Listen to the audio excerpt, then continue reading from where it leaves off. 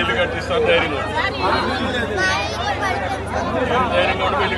అలాగే నా సైడ్ నుంచి కూడా ఈ ప్రత్యేకించి రాష్ట్ర సీఎం రిలీఫ్ ఫండ్కి ఒక ₹1,00,00,000 నిధుల్ని నేను చంద్రబాబు గారి రాష్ట్ర ముఖ్యమంత్రి నిధికి నేను విరాళంగా ప్రకటిస్తున్నాను.